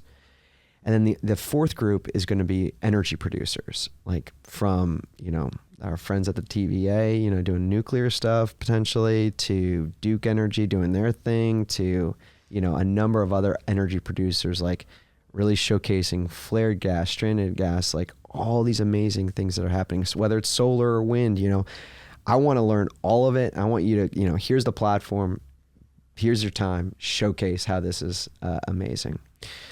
So I don't kind of blacked out there, Anchorman style or whatever movie style that was. But hopefully that was helpful. Old school. That's right. Yeah. No, I mean, I completely co-sign what you just said. This has been my thesis for many years now. I started putting out there in the beginning of COVID is that states are going to lead the way, particularly around Bitcoin, and Bitcoin mining is going to be a big part of it. Bitcoin mining and energy sort of merging into one sector, and you're going to have states say, hey, this is obvious. These freedom-loving states like Texas, Tennessee are really leaning into liberty, sovereignty, and freedom.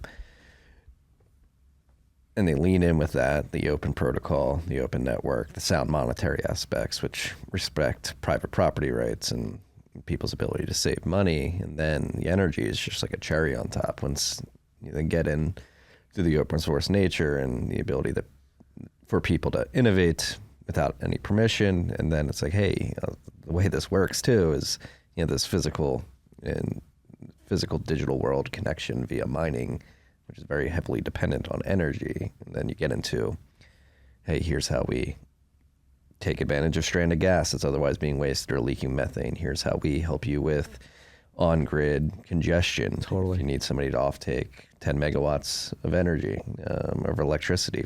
Curtailment programs, right? To help out securing the grid stabilization. I mean, it is so freaking fascinating, especially in my wildest dreams, I would never thought I'd be in this world. Neither did I. Isn't it wild? Yeah. I thought I was going to be a hedge fund boy. I lasted a year and a half. I was I'm out. I'm out. Yeah.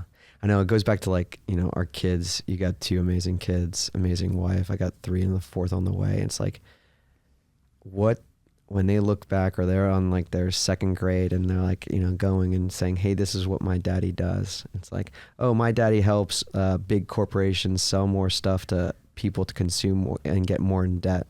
Oh yeah, that's right. Great legacy documentation, you know, there. Well, my daddy has a podcast where he calls people demons.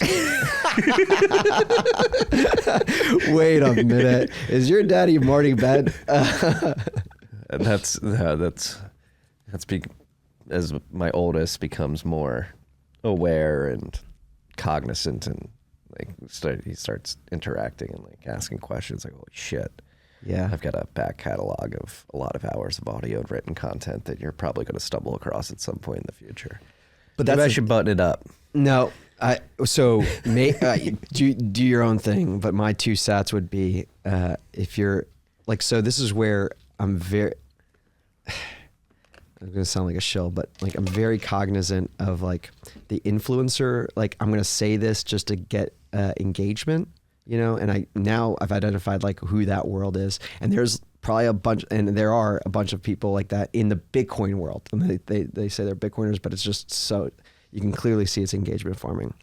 Then there's people like you, I believe, that are like, you passionately believe it, and you may come across as like more direct, more extreme, or whatever that may be, and you're like, you know, should I say this? But I feel like you firmly believe it in your soul. Like, this is what, right now, with the information that you have, based on the experiences that you're having and what you want to project the future to be, especially for your kids, this is what you believe in. Yeah, it's true.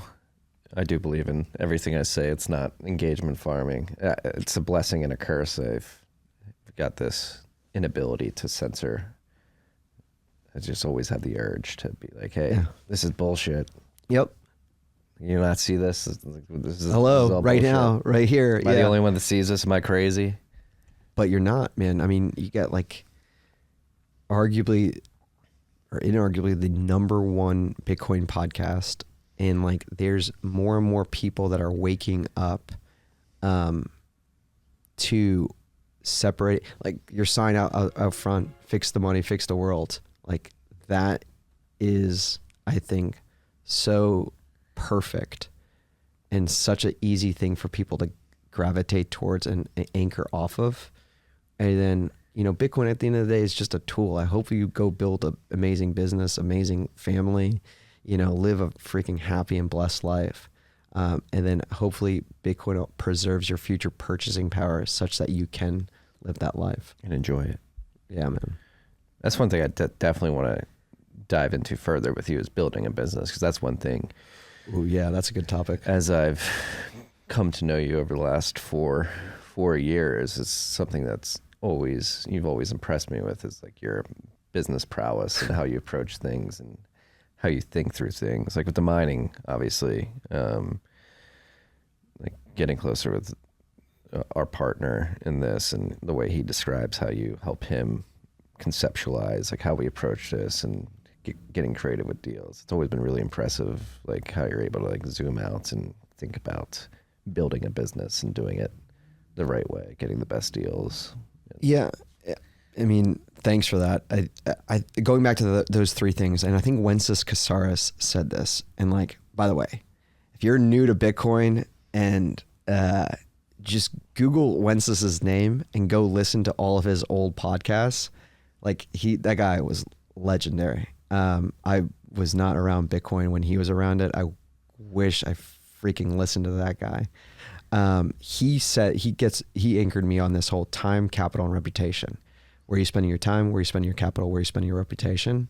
And you know, he was spending it in Bitcoin. And on the business side, I think it's very like, you know, we only have a finite amount of time, and I try to spend my time building mining businesses. I hope profitable mining businesses. Really build out the park with Matt. Hopefully continue to build out Bitcoin TV with Matt and Wiz. And then I'll group these as like Bitcoin related projects, and then some other like tech-ish investing real estate stuff that I, you know, do. the most important thing around these businesses, and I tell our friends, you know, on the mining side that we're doing with, is like, how do you build compounding systems that continue to compound while you're not exerting the same level of effort over and over again. So that's where it's like people are the most important asset. So continue to curate and edit and finding the best talent that you want to more importantly work with. Like, for example, Josh, who's our community ops manager at Bitcoin Park. This guy, I mean, he's a unicorn. Like, I was like, Matt, we need to hire a unicorn that can do pretty much everything as a Bitcoiner, that gets it and can grow with us. And I was like, yeah, there's no way we're going to find this unicorn with all these things. And the next thing you know, Josh, he smiles more than I do. And he just shows up and he just is crushing it every single day. And so, like, for example, like that mining thing. By the way, anyone thinking like the whole 10 megawatt, I'm a very small sliver of that whole 10 megawatt. So it's not like some like big thing for me.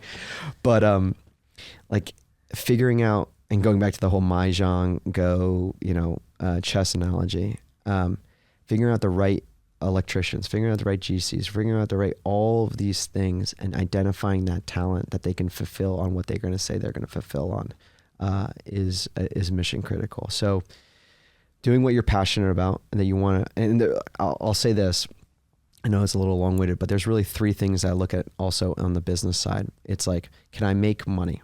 Yes, cool. Am I learning something new, right? Like, this is stimulating enough, because you can make money, but if it's not stimulating, you're just like, whatever. And am I having fun with the people that I want to have fun with? If you can solve all three of those, just continue to roll. You may not make as much money, like the park is not going to make as much money as other things I would be doing, but it's really fun. And I'm learning a shit ton. Like, the people that are coming in and being involved with the park are like, dude, you're there and you're spending your time, and I'm very appreciative of that. But like, the people that you're meeting even at the park or even at the Commons is like, you know, you couldn't do this elsewhere. And then on the mining side, the same thing. I'm learning like regulatory capture to power purchase agreements to how energy is consistent and reliable to like, oh, let's look at the hash boards of like a micro BT compared to a Bitmain S19 XP versus their M50S. I'm like, hold on a what second. did I just say? I gotta check in on the geopolitical situation with China and Taiwan. Did I have Russia and Ukraine on my bingo freaking mining board of like just macro environment, like, you know, capital markets? Oh, and by the way, Europe supposedly is asking the miners to turn off their miners, which is great for us, by the way, because I think it's like overall 10% of that hash rate. Like, you got to stay privy to where the hash rate distribution is on a global scale, because like if one area upticks a lot, you know, that could that you need to just be aware of that, versus one area, you know, like a China shuts off, it's like Gucci, let's go, plug even more in. Yeah, it's like, oh, Kazakhstan raising taxes on miners, they're going to unplug, unprofitable. Dude, it's so like going back to like, you know, the God bless that we're raising our families in places like a Texas and a Tennessee. God bless that we're building businesses in these places, because there's no way. Like, there was a mining company, I think they were doing Kazakhstan deals and Russia deals, and like, hey, you could go mine in Russia and it's like 4 cents or 5 cents, and like on paper it looks great because you're like, oh wow, my paper, I would have a great return or whatever. Then it's like, oh, there's war going on between Russia and Ukraine, and you know, you can't really do business with Russian anymore. Like, what happened to my miners? Can you guys send those back? They're Putin's now. Yeah, there's Putin's now. But like, even in the US, I mean, like Foundry team being in, I think, Rochester, New York, right? Mm-hmm. And those knuckleheads in their, not Foundry, but the politicians, they're like, yeah, we want to do a 2-year hiatus on and look at the ESG friendliness of mining. And Foundry's like, wait, we are arguably, I mean, putting like whatever, you know, conspiracy theories we got about Foundry, but like they went from 0 to #1 mining pool in the world, creating, I don't know how many jobs in Rochester, New York, that, you know, and what they're doing from a tax basis for that community. And then for them to get slapped in the face and say, yeah, we're going to, shut off mining or mining investments. By a bunch of uneducated politicians who have no idea. They're not leaning in. They're not curious enough to know about that. Now, flash forward to Tennessee and Texas, people are curious, especially at the policy making aspect, because why? I believe, and I hope this continues to be the case, which they care about liberty, sovereignty, and freedom. Where in these other places, and I'll put on my Marty Jones hat, which is like they care about power control and controlling what they have, and continue to exert that influence so that they can continue to make money and maintain that power. Yeah. And we'll see what happens. Yeah. I mean, I'm bullish on obviously Texas, Tennessee, but also just obviously we have Florida out there. States like Wyoming, Ohio, for sure. Kentucky, Oklahoma. And I think others are going to join the fray. I actually wouldn't be surprised, like Pennsylvania goes a bit purple, then a bit red, and you begin to see the natural gas markets there opening up more. I mean, the Stronghold, actually, that video is good floating around. It's funny. It was like 6 ABC, which is like the Philly ABC local station. And like even in Philly, which is that's awesome. One of the most liberal cities in the country, they were fluffing Bitcoin mining using that waste coal. So shout out to Stronghold for that story in Pennsylvania. Dude, going back to the business side, definitely shout out to Stronghold. I think Thomas is also on the board of the Stronghold. I mean, shout out to those guys. It's such an awesome video. Going back to the business side, like the mining deal we have in Tennessee together, amongst a number of other folks, we created real purposeful local jobs for these contractors, the guys that are moving dirt, to electricians, to wiring, to like a number of other folks. We also have a number of folks that, coming over from China, helping with the hosting side. And like they don't really talk the same language, right? But yet the same language is the work and Bitcoin. And there's that bond. I don't know if you visited the site. I've visited a few times, and it's just so inspiring to me. And I feel like, to your point around these states, I think it's going to now, people are coming here, and there's some apprehension around the locals, at least in Nashville, maybe as well as Austin, that it's like, culturally it could shift. But if you lead with these incentives, if you lead with the current culture of like family, business first, and then like lower or less or no government, I think that's the play. And that'll incept over other states, because they're going to take those playbooks, I think, like a Georgia, Western PA, then a PA that just like, goes over into the entire state. And then all of a sudden you got like New York and California on their own. And then all of a sudden you're like, wait a minute, 40% of our employment basis is government jobs, or maybe 60%, then 70%. That's not, we're like paying each other then to tax each other just to like do that whole circular economy, not in the good way. I don't know. Yeah. See. No, and that's the beauty. I think that's why I love mining the most. And like my experience at Great American Mining and being on the board of Cathedra and really seeing the free market solve the flare gas problem. Isn't it amazing?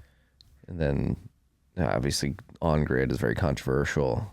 But on-grid's a bit more nuanced, where it like depends on the scale. Yep. And particularly like the rural areas in Tennessee, where there's a lot of substations with excess capacity and need help with congestion. Like it makes sense at a certain scale there, and it's actually helping. And like it's the free market. It's literally us miners. Like, all right, where do we get cheap power? Where can we do this at a certain scale? And at that local level, instead of increasing property taxes or increasing like sales tax or other or consumption taxes in order to pay for X, Y, or Z community effort, which they may need and want to do, but they don't have the funding, then you're adding in Bitcoin mining or this other business to provide a new potential revenue stream because of that excess energy, if you will, that we otherwise would have gone to waste, are now being vacuumed or swallowed by this company now that has a vested interest in that local municipality's success go forward. Yeah, and that's one thing about our strategy I'm really proud of. Like, we've been very proactive of talking with the local communities, because there's been miners that have just been like come in out of nowhere, plop down, and really disrupted. And it's something we're hyper cognizant of, and like want to work with local communities. Yep. Hiring local across the board. And talk to the state government. Like, that's one thing. I mean, we were discussing Dennis Porter's PAC yesterday. Like, obviously people have their opinions on him and his Twitter personally, but like, when I've talked about what they're doing with the PAC, and I like the team that's involved as well. I think they're very sharp and know what they're doing. They're focused on states, and that's instead of the federal government. Yep. Where I'm all for just focusing on states and just ignoring the federal government, because that's conversations I've had, not necessarily in Tennessee, but with other politicians across the country. There are some states out there that are actively seeing what Florida's doing specifically, and they're like, yeah, we want to neg the federal government too. Like, we want to harden our local economy so that we don't need to depend on the federal government. And I do think Bitcoin, the asset, the open network, and then mining, particularly with its intersection with energy, is an incredible vehicle for individual states to harden themselves against a bloated federal government that is the largest government in human history. Dude, totally. Is making life materially worse off for not only every American, but people globally. Dude, 100%. And that's where I think, if you're thinking like what you can do, and if you're sitting on the sidelines, you love Bitcoin, you're working in Bitcoin or not working in Bitcoin, just like setting up a meetup, and you'll see maybe it spawns off. Now you're, potentially meeting with some local politician, local business, or the senator, you'd never know. And then they being the resource for them to help onboard. It's like, now Thanksgiving's coming up, which will be an interesting Thanksgiving conversation. Well, again, especially as the price looks like it's. What was the price last Thanksgiving? Was it like 60K? Let's check. Yeah. Let's check. Let me pull it up. It had to be like between 40 and 60. Oh, yeah. What time are you going home? I'm good probably for another 10 minutes. Actually, dude, there's so many, let me just make sure that this is good. There's so many amazing Bitcoiners in Austin. 65K. God damn it. God bless. Shit. Man, that's the other thing. Like, in Matt's defense, like, I probably had the same, I definitely had the same enthusiasm, like 200K. Like, I'd break down like, all right, market cap of, Bitcoin's, what was it, a trillion, right? I think. And like gold's market cap was 10 trillion. So 10x the property. Like, what are the 5 properties of money? Scarcity, portability, acceptability, verifiability, divisibility. Okay. You're telling me gold's better than any of those, than Bitcoin? Oh, Rod, Bitcoin is more scarce. Oh, no, it's perceived scarcity is there, sure. But Bitcoin has provable scarcity with 21 million. And they're like, oh my God. So it's like, okay, 10x, then we go to 660,000. But again, that's like not that does Bitcoin a disservice. Look at real estate. And actually, I think somebody brought it up in Safe's conversation last night, but real estate's market cap is 200 to 300 trillion globally. All right. Well, real estate, even though I'm a real estate investor, the problem with real estate is you can build up, you can build down. And if our friend Elon takes us to the moon or Mars or wherever, we can continue to build. Well, also, we have local governments that want to increase your property tax because they, for some reason, figure out the appraised value with, how our money is not fixed right now. They want to increase the property value, and that sucks. There's maintenance, there's repairs, there's loss of rental income. There's all these other factors and maintenance of that asset. Or with Bitcoin, if I hold it, with 24 words in my head, or with Unchained, or with River, or in my own, whatever wallet, I'm holding that and maintaining it myself. So what's that? Another, from a 10 to, so another 20x from there is 20 times, 600K was at 12 million. So I was probably that guy at the Thanksgiving dinner table that was like, oh yeah, we're minimum 12 million a coin. Yeah, duh.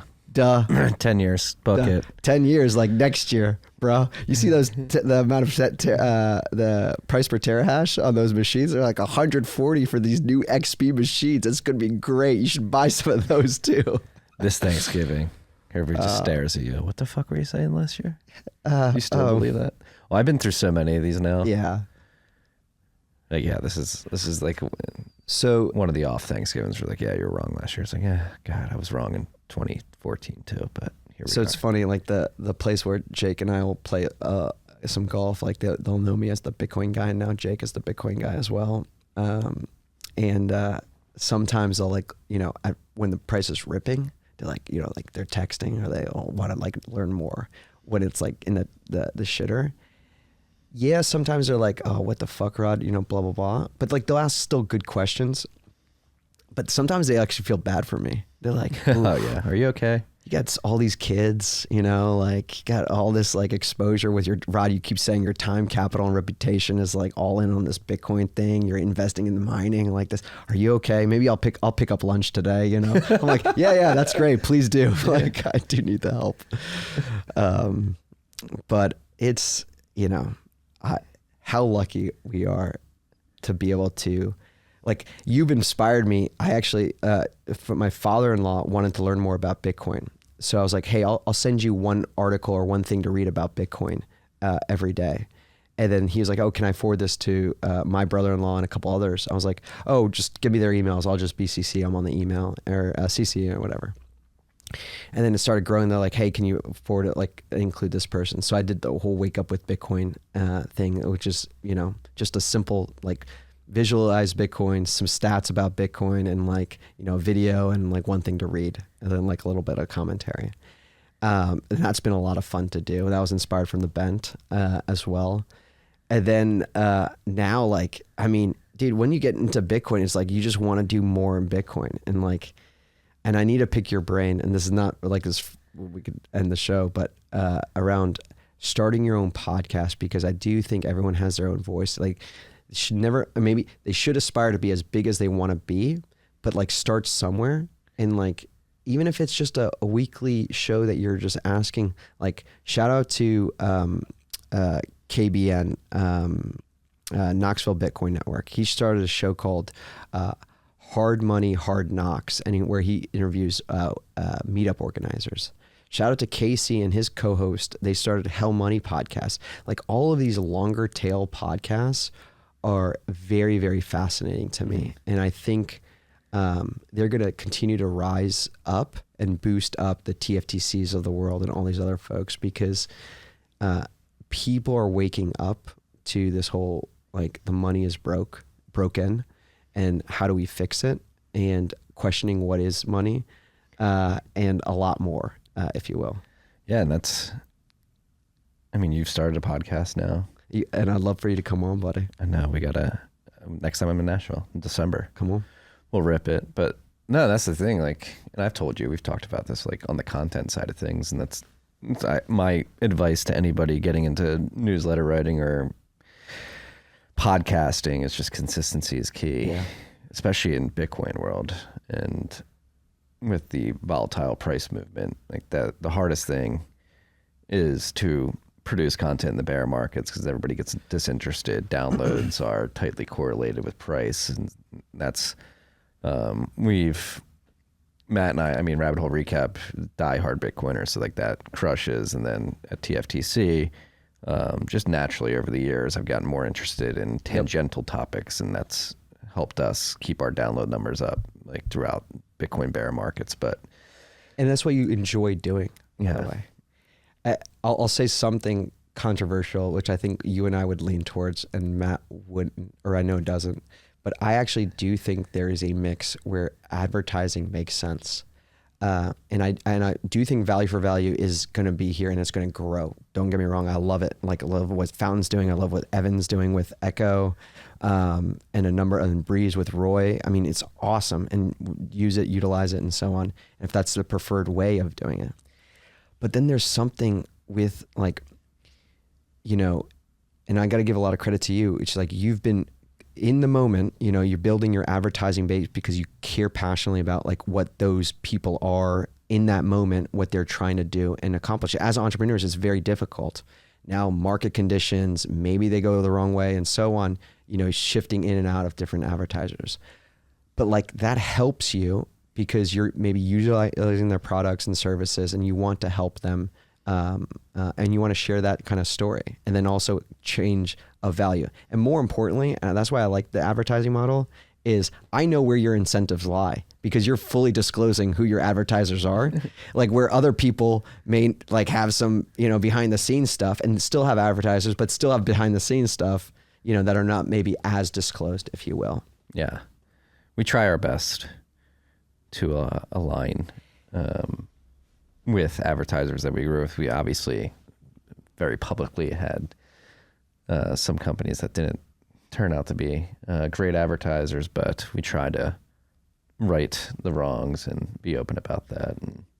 But I think in your defense, I mean, I think even in those scenarios, you're publicly talking about like the good and the bad without like market conditions change, people change, and so on. And so you're talking about them in a very open way, which I gotta give a lot of respect for, where other people may lean in and try to defend all the way, you know, which, you know, I gotta give them respect on that aspect as well, because they're the ones. But again, it goes back to the incentive model, which I do lean towards the value for value in general being the end game, but there's still value with the advertising model. Yeah.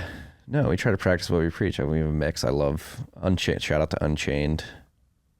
They've been with you for sponsor. Like, yeah. Still with us. Unchained, Braiins, HodlHodl, Upstream, CrowdHealth right now. And I gotta, and the other thing Blockstream. is, Blockstream? Rabbit Hole Recap. Yeah. Hell yeah, dude. That's awesome. Like those brands are freaking phenomenal. And I think two things. One, I think there's going to be, knock on wood, more Bitcoin focused companies. So the pool of brands to support and help is going to increase, which is just great. The second thing is like you make it fun too. So it's like not annoying where you're like, and here's my next sponsor. Have you ever thought about, you know, genital dysfunction? Well, is your dick not working? I don't know why I just talked about that. Do you need pills? Are you losing your hair? Fourth on the way. I'm not losing my hair, according to my back and my head. Dick pill companies throw the money out there, freaks. They've been trying to get it to us, and I've held back. I know you're all high T alpha males that don't need the dick pills, so I'm not going to push them on you. That's right.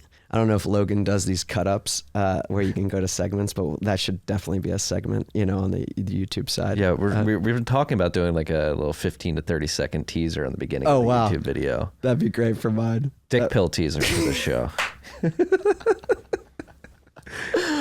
Oh my God. But you make it fun, like even like from the Braiins to the other ones and so on. So like, I don't know if like I'll ever go, like, cause right now it's not like a focus right now, but I will say this, I really enjoy it. That's why it gave me the confidence to like reach out to you and say, hey man, I'm gonna be in Austin if you're cool and up for it. Love to come on your show, and thank you for that and saying, yeah, let's do it. I mean, it's long overdue. You've been trying to like just linger in the background. I know. Remember so not the other stories, but the park and Bitcoin TV started in my garage. Oh yeah. And we did a rabbit hole recap. And you're like, dude, sit next to me and like join us. This is a party rip. I'm like, no, man. I don't have anything to say. I don't want a moron, you know. And I'll help with the camera or whatever. And then I knock the camera over and I'm like looking at it like one of those memes, like the kid standing over it. I'm like, oh shit. Well, let's shill your podcast a little bit more. No, it's a very unique format. Right? Yeah, you're interviewing the builders in Bitcoin. Yeah, so it's a podcast about the people who bring Bitcoin to life, like you, like from Slim to Wiz to Seed Signer to a number of other folks. You know, like one thing, you know, with the park, and we're very lucky, similar to Commons, is not only do we have now more Bitcoiners living in the Nashville area, we have a lot of Bitcoiners coming through Nashville.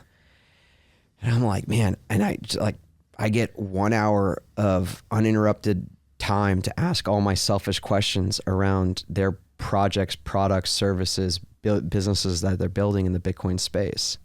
And I get so much value out of it. And a shout out to Tom, who's my producer and editor of the show. It's a recorded show. Like, I think this is recorded, right? We're not like live streaming right now, right? Ninja launched that on YouTube. No, I'm kidding. So we got to edit, bleep, and whatever out. No, I'm just joking. But going back to the whole business side, like a good compounding system where I can go plug in, have a guest, and say, hey, generally this is kind of like what I'm thinking about talking about. Like, is that cool? Like Sam Abbasi, who's the founder of Hoseki, who I think he's in Austin as well now. Yes, yeah, no, he is.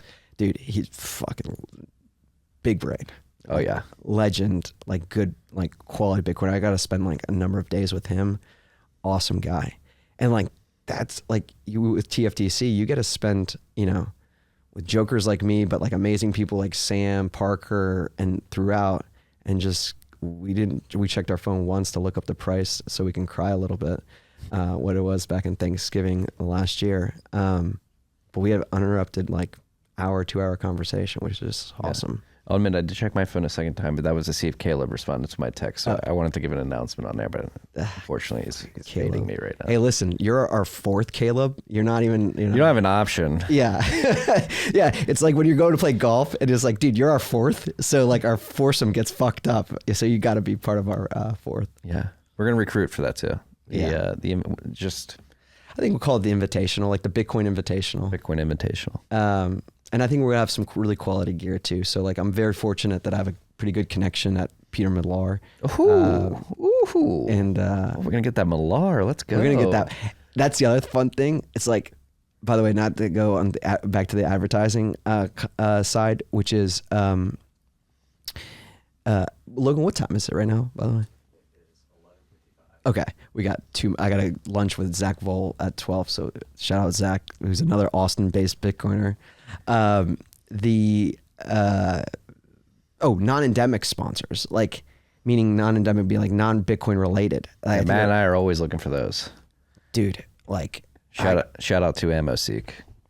To who? AmmoSeek. They came on for a month. Oh, okay. Want to find ammo? Oh, find ammo. AmmoSeek. Got it. It's Keeper's Heart. We're giving you free tick. It's time to. Dude, I actually do think there is like, if we'll talk about this, but I do think there's going to be some really interesting stuff like Cheddar, which is a competitor, like a newer gen competitor, or was a newer gen competitor like CNBC. Mm-hmm. Those amazing people put these Dunkin' Donuts like cups on there, like run by Dunkin'.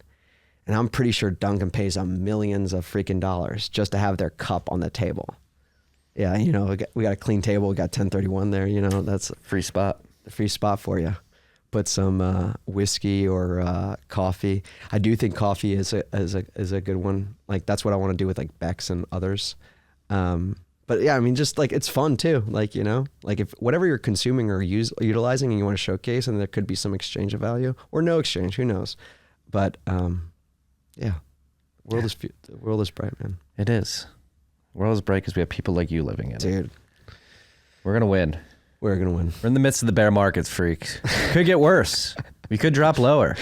We're in the bear market. I'm coming on pods. I'm creating pods. Like this is crazy now. Now we're gonna go rip. It's you can't lose with people like this, even when the price is down. Okay, Rod. Again, this was long overdue. I'm happy you finally decided to come on this side of the camera. Dude, thanks, man. It's been a blast. I mean, those 2 hours was just like 2 minutes. So appreciate you, buddy. First of many. Let's do it, man. We're definitely going to have to do some in the lead up into the Invitational and post Invitational. We're going to have to do like literally the day of the Invitational will be all like bombed post and just like turn the cameras on. Well, the thing is like just talk shit on each other. Well, hopefully we're not talking shit. Hopefully we're celebrating. Yeah, that's right. But like we could have like a lot. I mean, there's like if DLCs ever get to where I think they could get to, like imagine if there's like live DLCs from like people that are on site as well as globally that are participating. Maybe there's like a live stream of like video of shots and so on. It's like, all right, who's going to drive it further, Marty or Rod? We have an on the ground oracle. Yeah, on the ground oracle that's like there. And it's like 10,000 sats, who pipes it further? And it's like, okay, Rod topped it and Marty piped it. And it's just like, confirmed, done. And then it's just, that could be pretty dope. Live bets. All right. Yeah. We got this out there. The invitational. Now we got months to brainstorm around it. Let's do it. And we can crowdsource the brainstorming on Discord. That's right. Maybe I'll go download Discord. Oh, yeah, dude. Would love to have you, man. All right. Enjoy your lunch with Zach. Yeah. Tell him I said what's up. Will do. Peace and love, freaks.